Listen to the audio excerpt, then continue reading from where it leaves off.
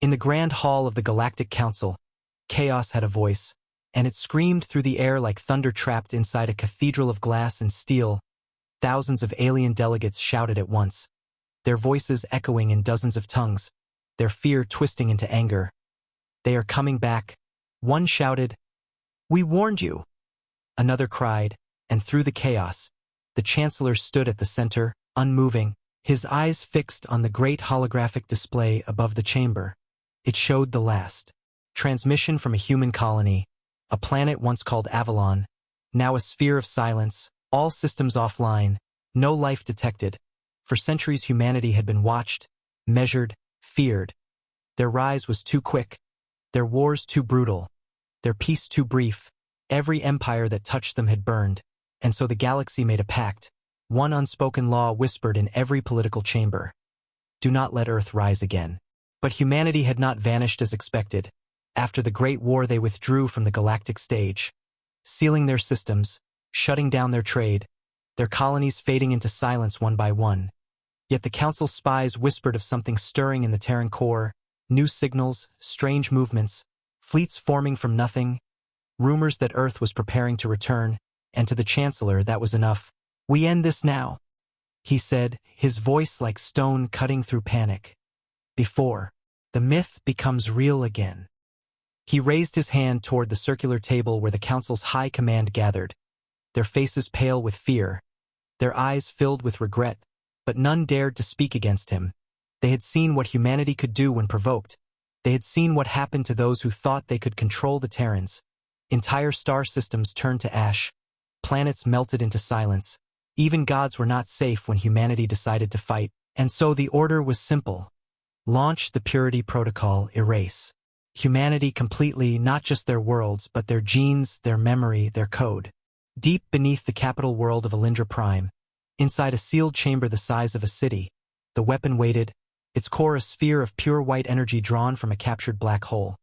Its code designed to travel through every living network, rewriting DNA itself, killing only what carried the Terran signature. No missiles, no explosions, no armies, only deletion, pure and perfect. The ultimate end to a species that had defied extinction too many times. The engineers stood around the console, their hands trembling as they activated the systems, blue lights pulsing like veins under glass. The countdown began, and above them, in the Council's hall, the Chancellor raised his hand to address the galaxy. "For 10,000 years, we have lived in the shadow of Earth," he said, his voice broadcast across 1,000,000 worlds. "Tonight, we step into the light." But as the timer reached 10, something strange began to happen. The lights flickered, the consoles froze, and the screens filled with static. "What's happening?" the lead engineer shouted. "The system's not responding." And then a new signal appeared, faint, cold, rhythmic, binary code, ancient, human. It flickered across the screens faster than they could trace it, embedding itself into every network, every relay, every satellite. "They're jamming us," cried one technician. "They know." Panic spread, and in that moment, a sound filled the chamber, soft at first, then unmistakable. Human voices, calm and distant, whispering through the static. Words no one wanted to understand. "We see you." The technicians froze, the Chancellor's face turned pale. "Continue the launch," he ordered. "Now." The engineers obeyed, hands shaking as they forced the sequence to restart. The Purity Protocol's core began to glow brighter. The sound of humming filled the air, and the countdown resumed. 5, 4, 3, 2, 1, and then the button was pressed. The weapon fired. But there was no light, no tremor, no sound, only stillness. The readings went blank, the systems went dark, and one by one the lights inside the chamber died, leaving only silence. The engineers looked at one another in confusion. "Did it work?" One whispered, but there was no answer, for above them, across the galaxy, every human world had gone quiet. Their stars dimmed, their stations vanished, their fleets dissolved into nothing. There were no screams, no fire, no signs of war, just absence. Humanity was gone, wiped from existence in a silence that felt wrong, too complete, too calm. The Chancellor watched from the hall as his advisors reported the results. "No Terran signatures remain," said one, his voice trembling. "They are gone." The Chancellor leaned back slowly, exhaling a long, shaking breath. "Then it is done," he whispered. "The nightmare is over." But even as he spoke, somewhere deep in his mind, a chill spread through him, a whisper that sounded almost human. "Are you sure?" Days turned into weeks and celebration turned into confusion. Reports began flooding in from the outer systems.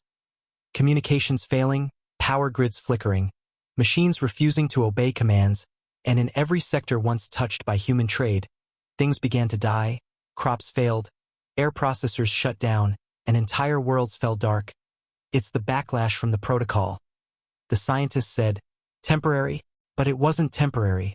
The collapse spread like a disease, slow but unstoppable, and then came something worse. The human data, every trace of Terran technology, every piece of code that had once connected the galaxy, began deleting itself.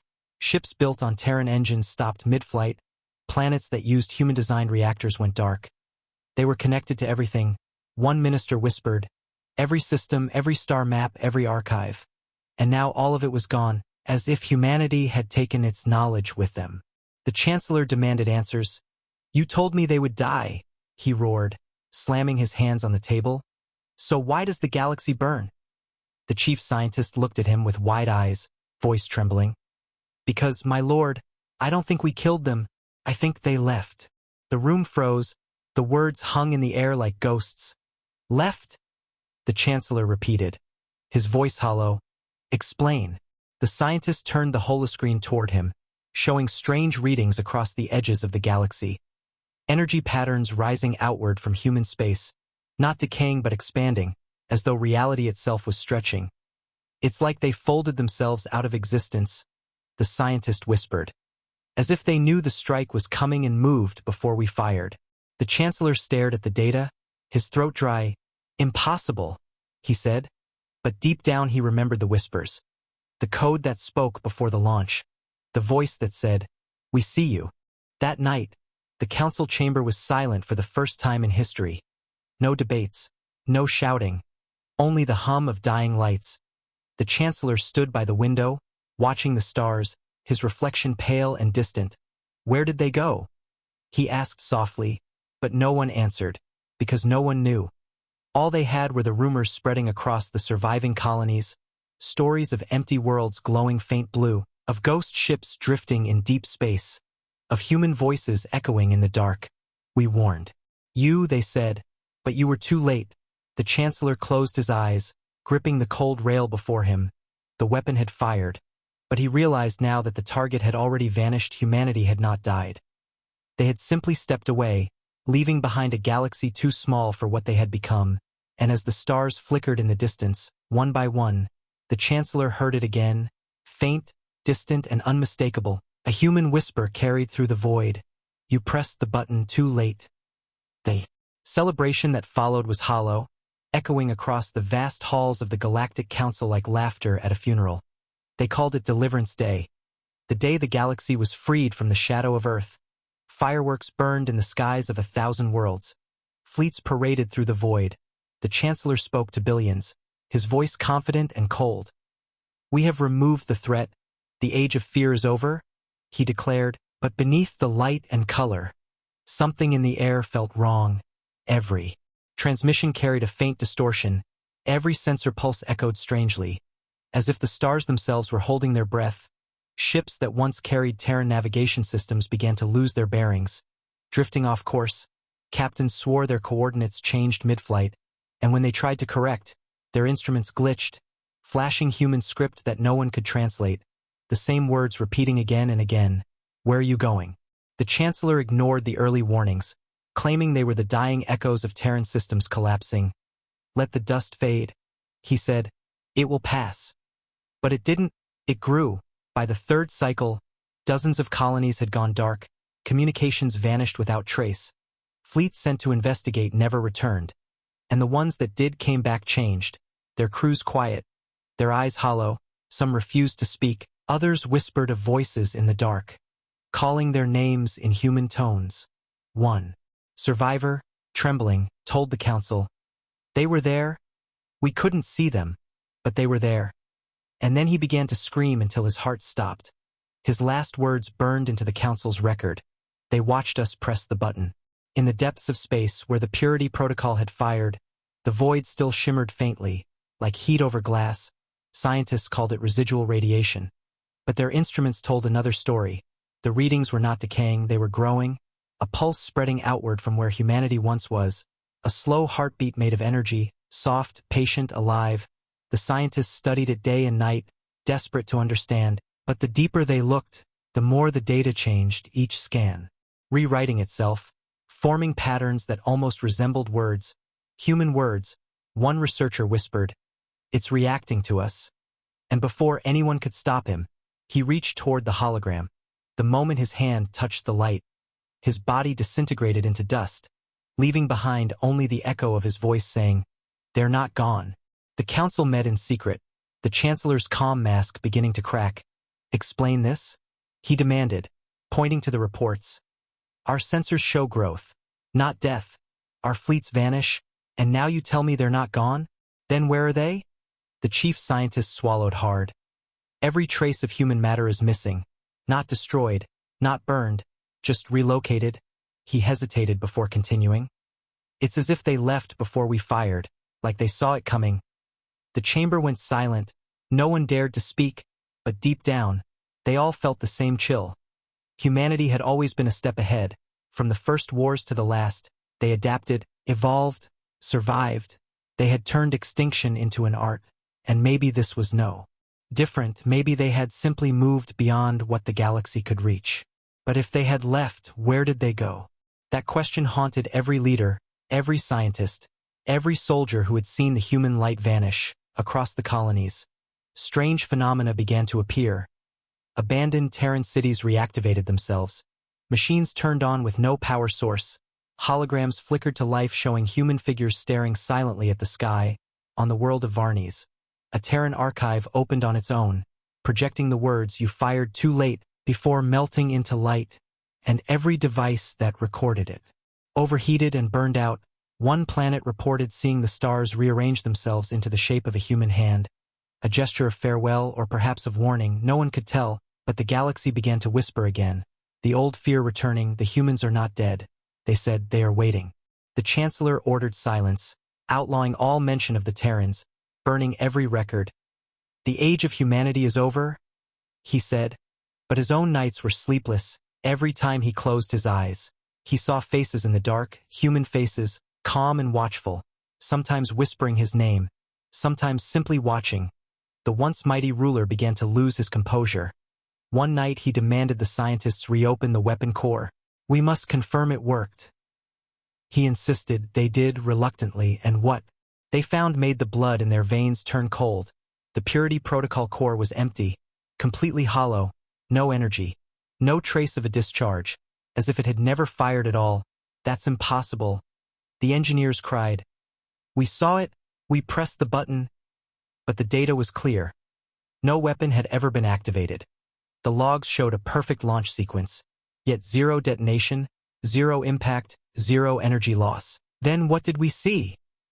the Chancellor whispered, his voice barely audible, and a quiet voice among the staff replied, "Maybe what they wanted us to see."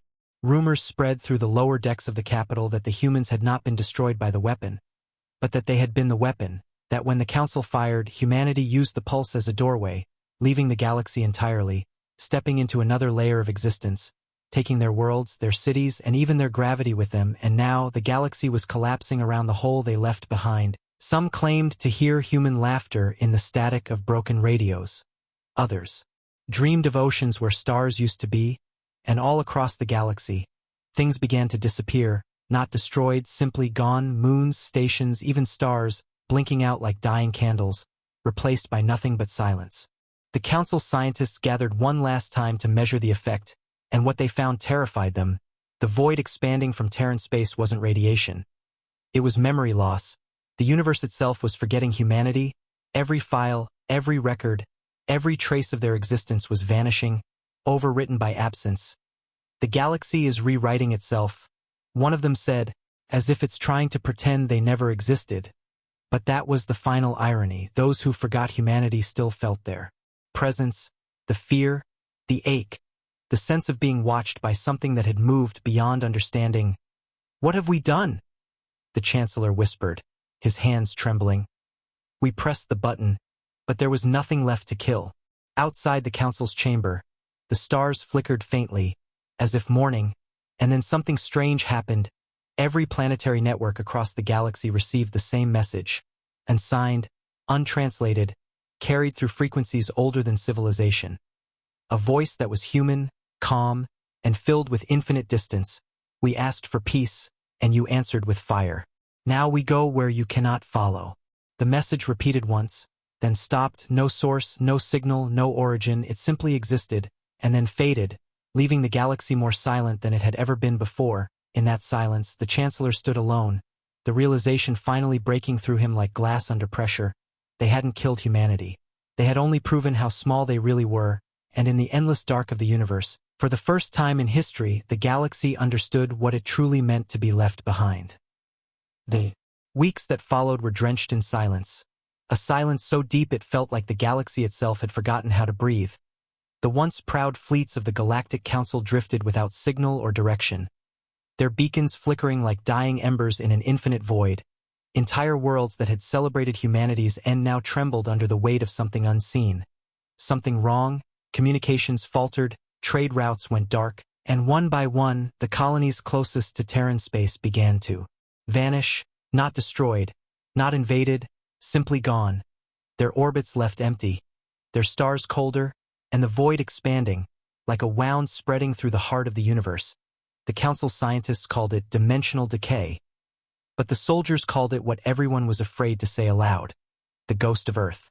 The Chancellor stood before the high observation window of Alindra Prime, his eyes sunken, his crown hanging heavy on his head, the once glowing city beneath him now half dark, power rationed, ships grounded, entire sectors in blackout. "We ended them," he whispered to himself. "We pressed the button, we saw it happen." Yet even as he said it, doubt burned in his chest like cold fire. If humanity was truly gone, why did he still hear their voices in his dreams? Why did he still see flashes of blue light across the stars each night? Why did his machines whisper words in Terran code every time he ordered them to scan the void? It was as if humanity had never died at all, merely shifted to a place beyond sight, still watching, still waiting, still listening. Reports flooded in daily, each one more disturbing than the last. Deep space listening stations heard whispers of human transmissions repeating across every frequency. Phrases like "we see you" and "you are late" embedded in the static. Navigators swore that hyperspace itself felt different, slower, heavier, as if something enormous was moving just beyond the edge of existence, a presence that bent reality like gravity bends light. And then came the first real proof. An Imperial patrol stumbled across something near the old Terran border, a structure floating in the void, vast and black, larger than any world they had ever known, smooth as glass, reflecting no light, no readings, no energy, just silence. They sent drones, and as the drones approached, one by one their feeds went dark, replaced by the same image across all channels. A human face, calm, expressionless, whispering, "You pressed it too late."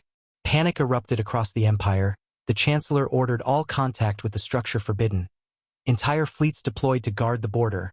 But fear spread faster than his commands could reach. Ships deserted, crews abandoned posts.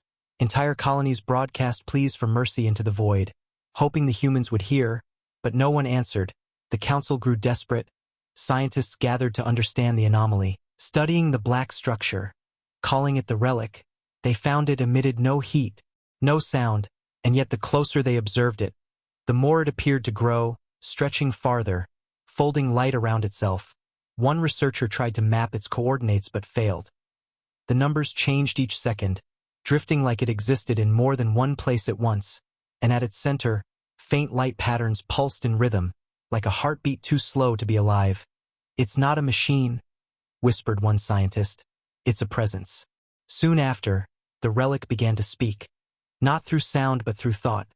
Those stationed nearest to it began hearing voices, human voices, calling them by name, whispering secrets they had never told anyone. A captain of one patrol ship reported that the voice of his dead daughter spoke to him, asking why he was afraid of the dark. Moments later his entire ship disintegrated into light, leaving only a faint echo in the void. "It's learning," the scientists said. "It knows us." And when they tried to shut down the research, it was already too late. The relic signals spread through every network, every world, infecting machinery, rewriting code, replacing commands with a single word in ancient Terran. Remember, across the galaxy, reality began to bend. The laws of physics themselves seemed to unravel. Stars dimmed, planets shifted in their orbits. Time lagged and folded in places where human colonies once existed. Entire fleets found themselves lost in loops, trapped repeating the same moments over and over again. As if the universe itself had begun to replay the memory of its greatest mistake, ships sent into the void returned covered in a strange black dust that glowed faintly blue under light. The material defied analysis, alive yet dead, silent yet whispering faint words when heeded, old human names, forgotten but preserved, Marcus, Liera, Commander Rains, names that meant nothing to aliens but everything to history. The scientists realized what it was. It wasn't dust. It was memory, the physical residue of a species that had refused to die. The Chancellor grew paranoid, isolating himself in the council tower, surrounded by silence. He refused to sleep, afraid of the dreams that came every time he closed his eyes, dreams of standing on a ruined earth, its cities frozen in time, the air filled with the hum of unseen machines, and always the same figure standing in the distance. A human, facing away, watching something vast and unseen. When he tried to speak, the figure would turn, and he would wake with a scream before seeing. The eyes, blue like lightning caught in glass, the same color that haunted the void.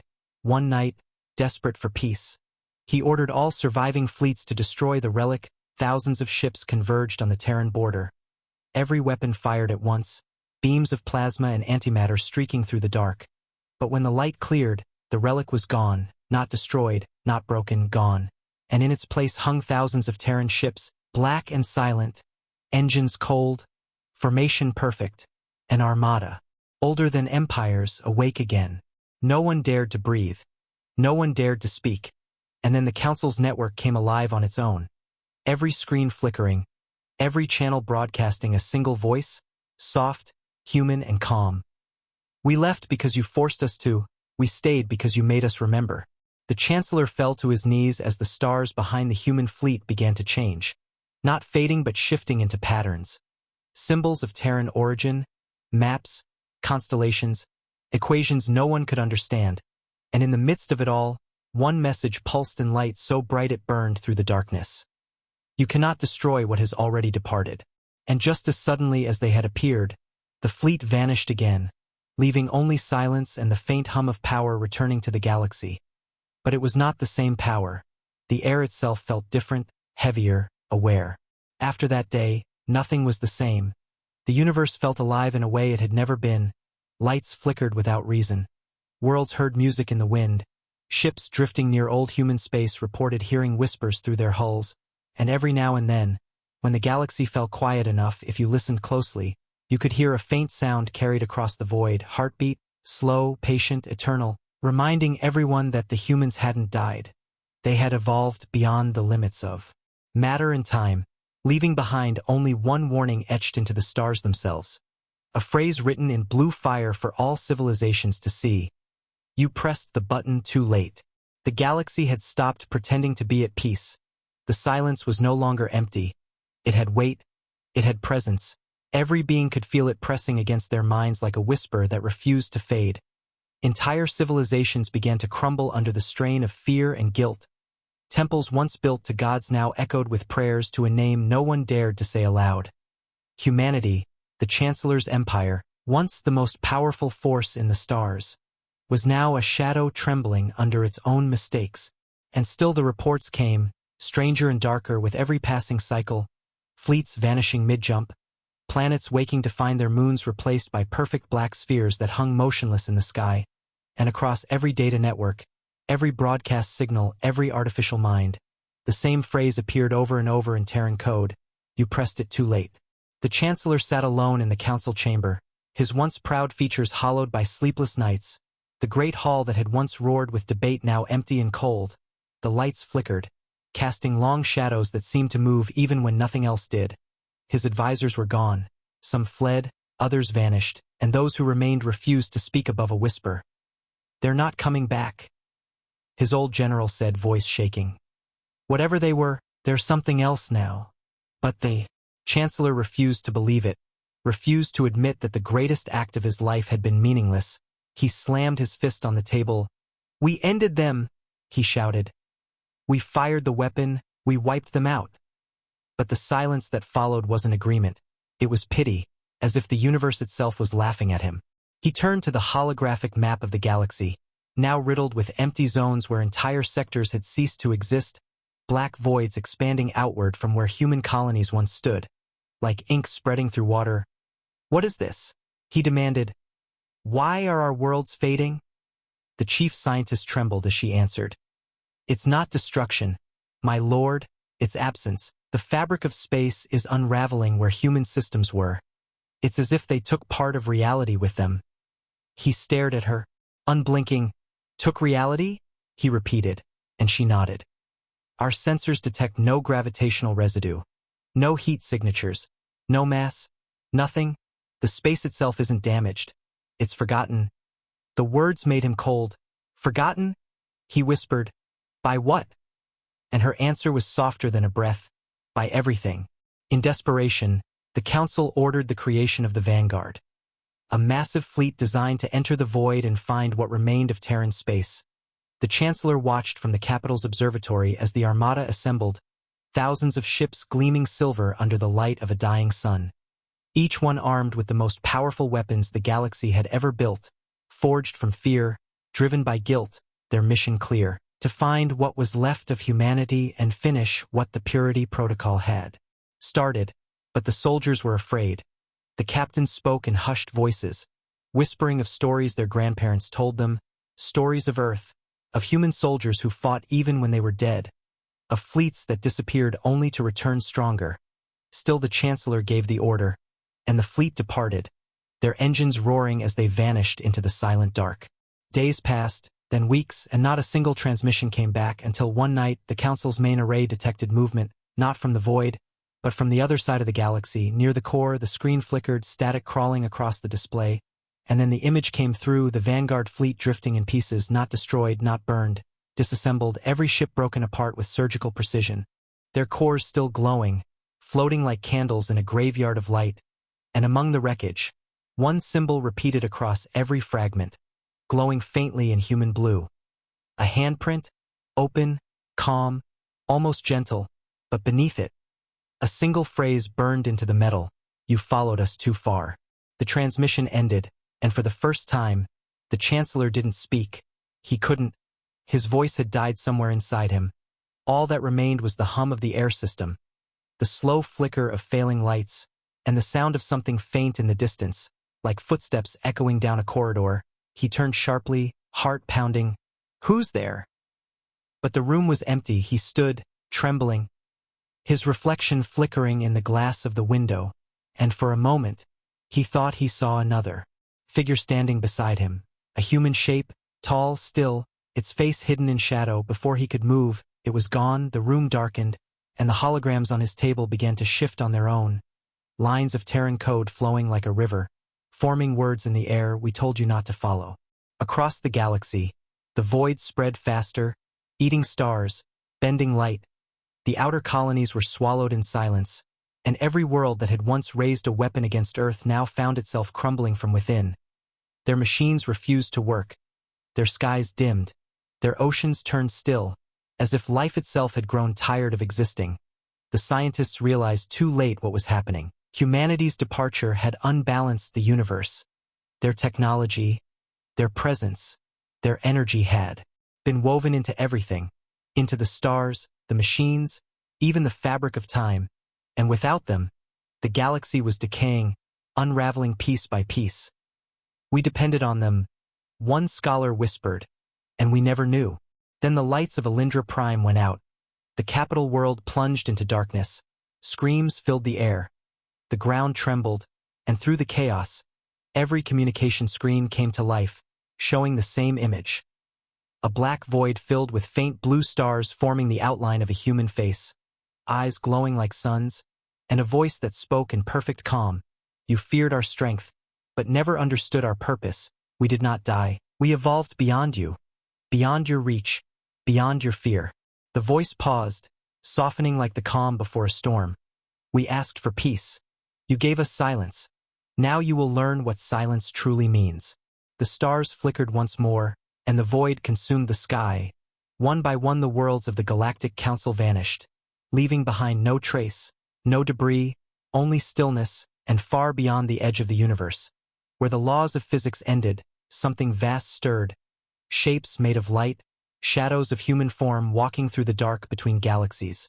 And when the last surviving being of the Council opened its eyes for the final time, it saw the truth humanity had left behind. The galaxies were still there, billions of them, but each one carried a faint blue glow, a heartbeat in the void, and with every pulse, the same message echoed across existence: we were never gone. You were simply too late to understand. The galaxy had entered an age without definition, a time where day and night no longer mattered, where stars blinked and died without reason, and silence ruled the corridors of every civilization. It was not the calm of peace but the weight of absence, the kind of stillness that eats light and memory together. The void that humanity had left behind now stretched across half the Milky Way, swallowing the edges of mapped space. Every system touched by human hands had faded, not destroyed, simply erased, as though existence itself had decided to forget its own history. And for those who still remembered, it was not just fear that haunted them, it was guilt. The Chancellor, once the most powerful being in the galaxy, was now a ghost inside his own palace, his crown rusting, his empire in ruin. He wandered through empty halls where servants no longer served, where machines no longer answered, and every reflective surface showed him not his face, but another. A human face, faint, watching, patient. The scientists who had survived the collapse worked in secret underground chambers, studying fragments of what remained from the Purity Protocol. They found that the weapon had not simply failed. It had been rewritten, altered mid-sequence. The moment it was fired, a counterpulse emerged, carrying Terran code woven through time itself. It wasn't a defense. One of them whispered, it was a migration. The Council had not killed humanity. They had opened the door for them to ascend, to step beyond the galaxy's limits. They used our weapon. Another scientist murmured, trembling, they used it to leave. The Chancellor refused to believe it, but the evidence was everywhere. Across every system the humans once inhabited, traces of dimensional folding, space-time scars bending in impossible directions, each one leading outward, away from the Milky Way, into an uncharted realm that sensors could not define, as though humanity had simply stepped out of the story the universe had written for them. Across the border worlds, people began seeing lights in the sky, faint blue trails that moved against the stars, forming patterns, symbols, shapes that looked almost human.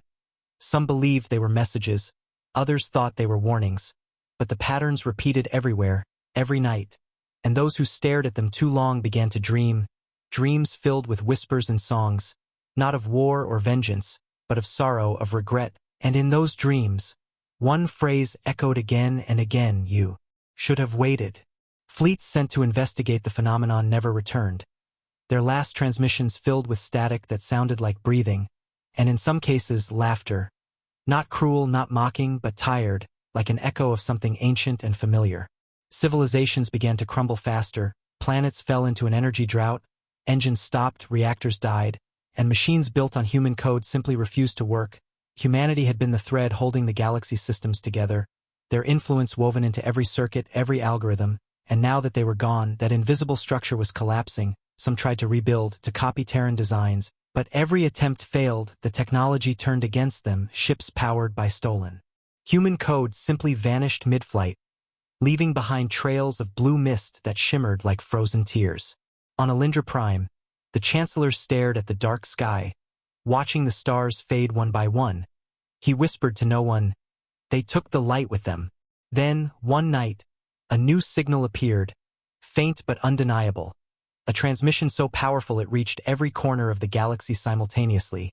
No network carried it. It existed in the air, in thought, in sound and silence at once. The voice that spoke was unmistakably human, calm and resonant, echoing in every mind. We asked for peace, And you chose fear, you pressed the button. But you were too late. We left before your weapon was born. And now you will live in what you created, emptiness.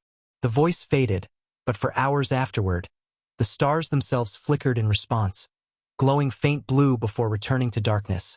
And when astronomers looked closer, they saw it. Every remaining star had aligned, forming a single massive shape across the sky, a spiral like a human fingerprint, written across the galaxy's heart. The few remaining governments tried to interpret it, calling it a natural phenomenon, a cosmic accident, but deep down everyone knew it was deliberate, a signature left behind by a species that refused to be erased. And for the first time in 10,000 years, the galaxy was united, not by hope, but by the quiet understanding that they were no longer the dominant force in the universe. Something greater had moved beyond them, something born of flesh and fire and memory. The Chancellor, frail and trembling, recorded one final message before vanishing from history, his voice barely a whisper. They didn't run. They ascended. They became what we feared most, our future. His transmission ended with static, and for centuries afterward, the ruins of his palace glowed faint blue at night, as if lit by the ghosts of his mistakes. Generations passed, and the story of humanity became legend, then myth, then nothing more than a whisper told around dying fires on forgotten worlds.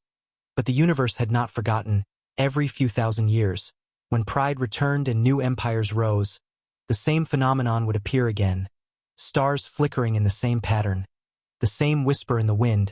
You pressed it too late, and ships that strayed too far beyond the galactic rim would vanish, their final logs always ending with one entry: "We saw them," followed by silence. The galaxy learned to fear exploration, to stay within its borders, to never again challenge the quiet between stars.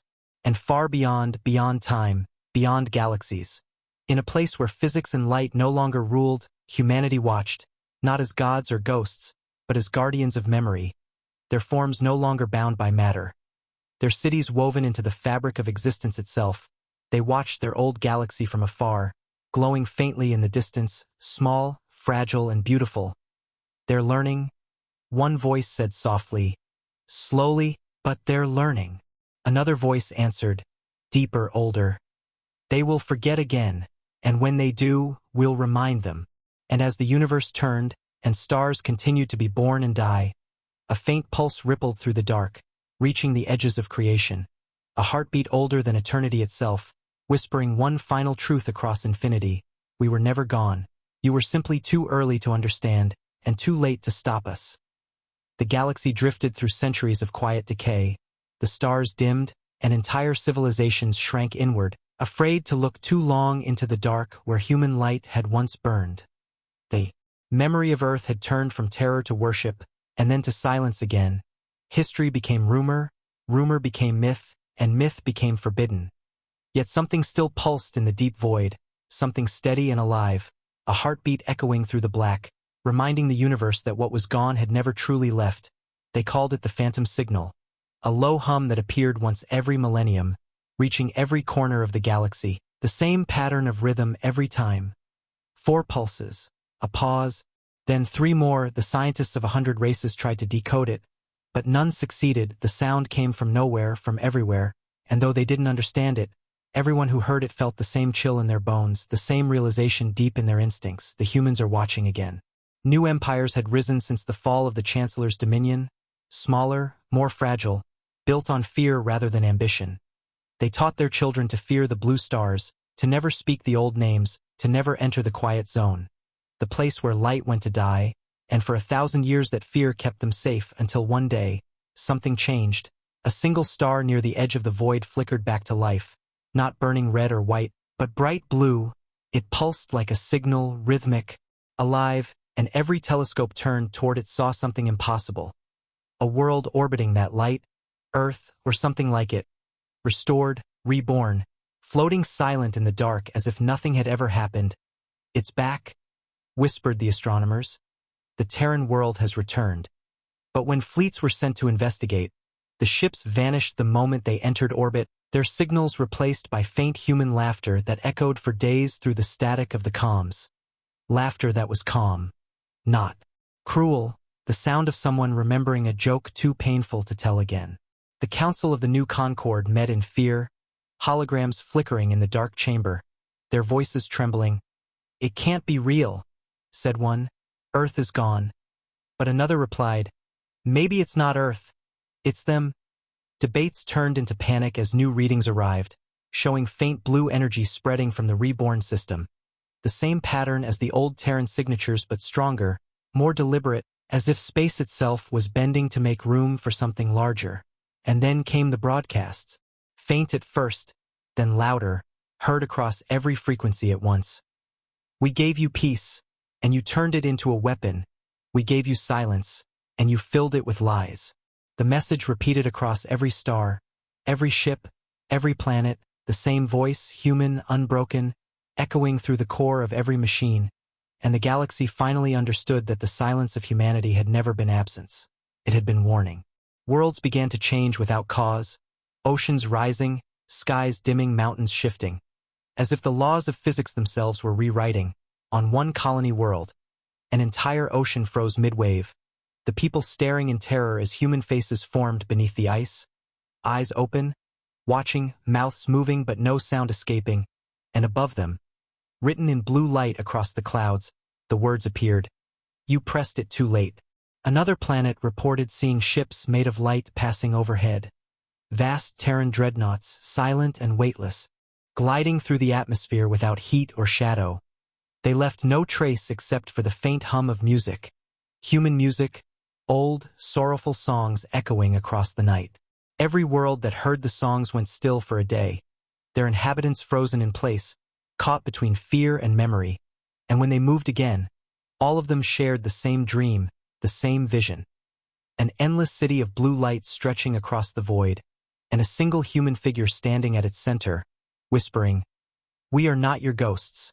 We are your consequence." The new rulers begged for forgiveness, sending pleas into the dark.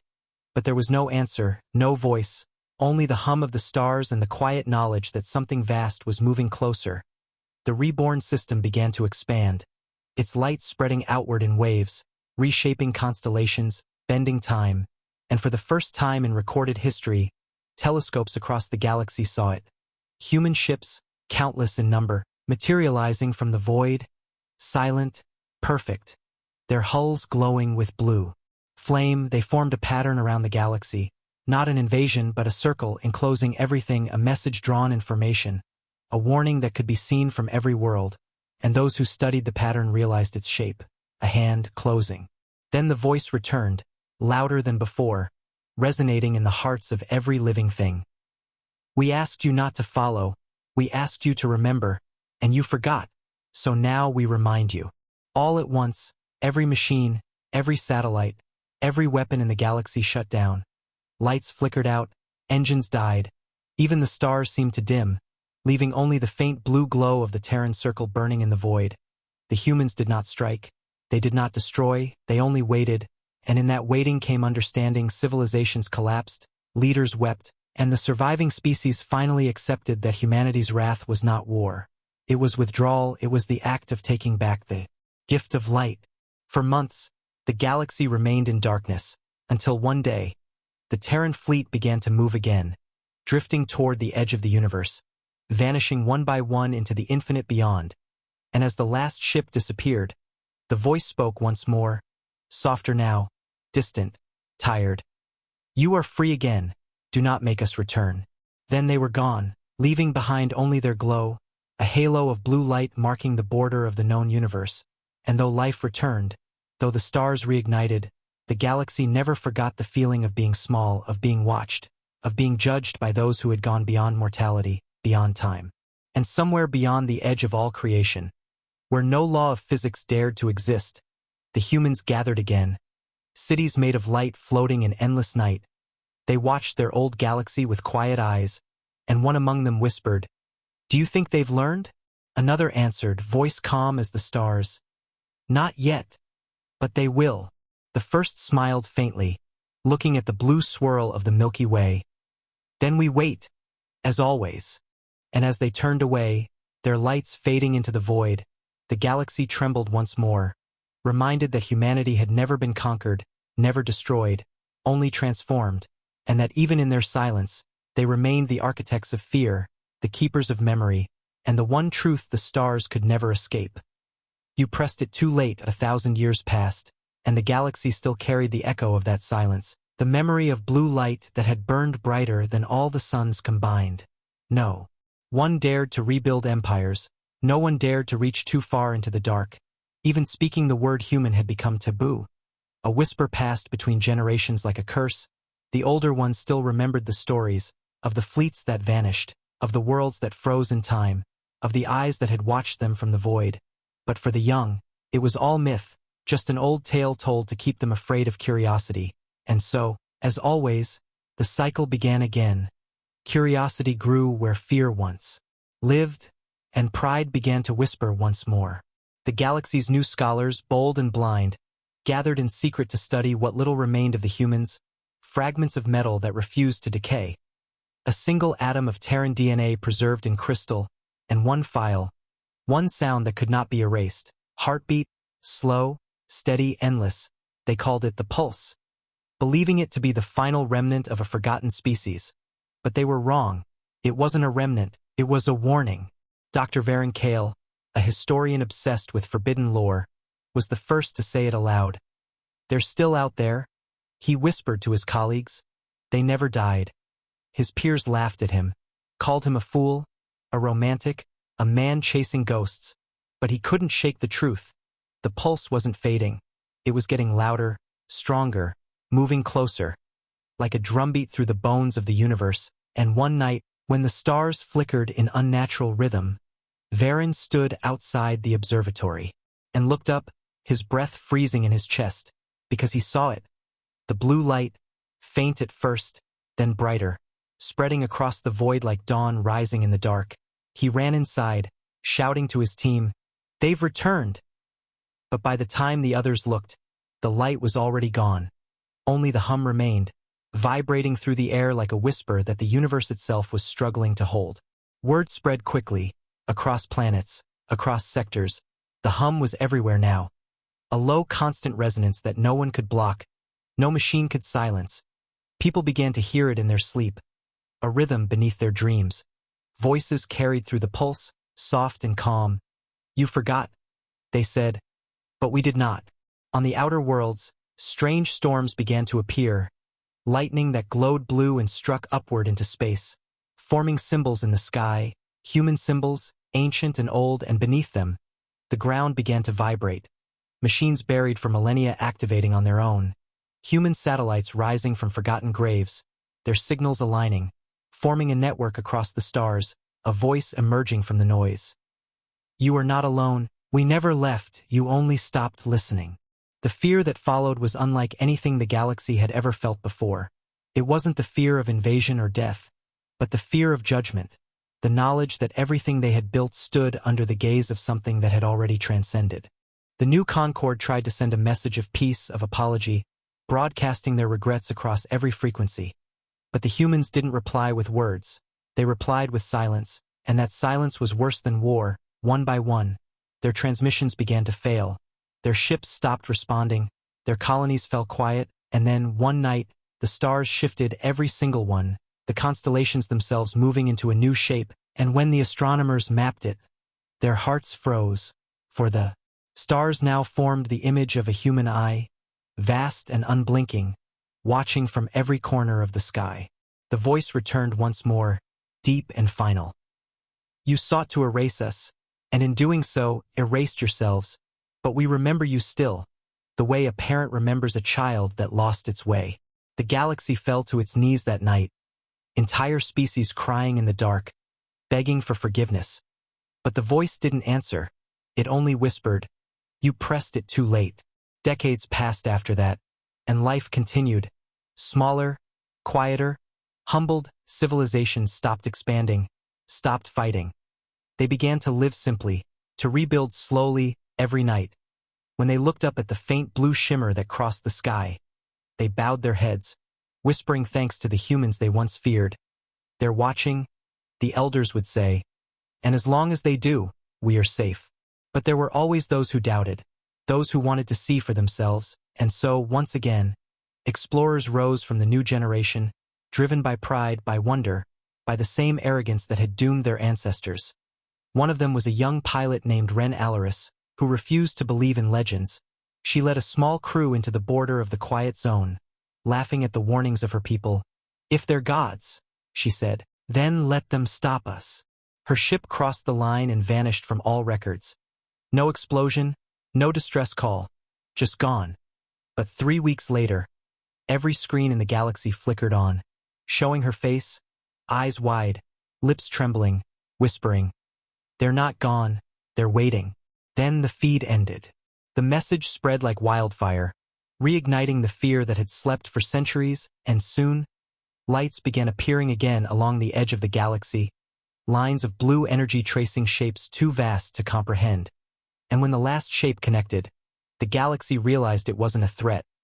It was a map, a message, drawn across the stars, one that simply read, "We forgive you, but never forget."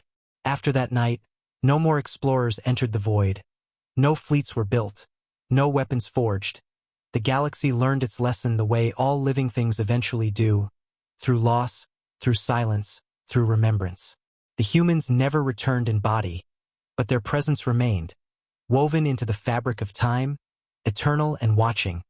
Their mercy more terrifying than their wrath.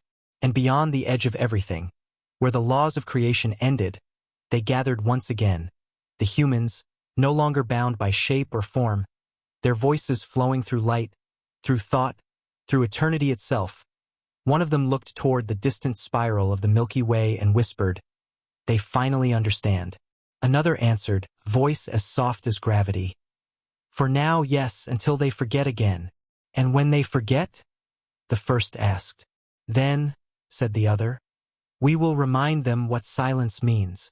The stars flickered in acknowledgement, the blue light pulsing once more across the dark like a heartbeat, steady and endless. And as the galaxy slept beneath its watchful glow, the universe whispered the same truth it had always known. You pressed it too late, you always will, because humanity was never something you could destroy.